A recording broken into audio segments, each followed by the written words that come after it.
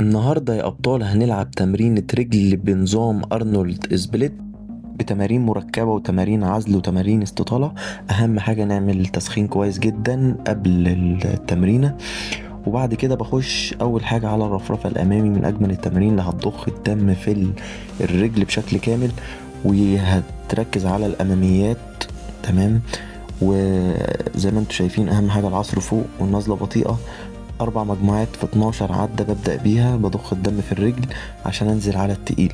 اخش على المكبس، بلعب مكبس 11 بوزن مناسب، وبنزل نزلة كاملة على قد ما بقدر، وبطلع لفوق مفردش رجلي طبعا للآخر.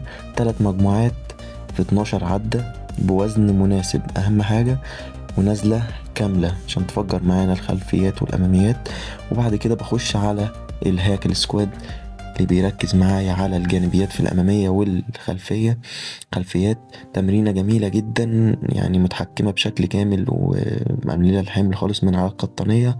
3 مجموعات برضو في 12، وبعديها أخش على الطعن من أجمل التمارين المركبة، تمرينة جميلة جدا. 3 مجموعات في 12 برضو، من 12 ل15. بعد كده بخش على الخلفية من أجمل التمارين اللي بتركز على الخلفيات بس، وبتعزل معايا الخلفيات وبتشغلها بشكل كامل. وبعمل فيها استطالة على قد ما بقدر. 3 مجموعات في 15 عدة بدمر بيها الخلفيات.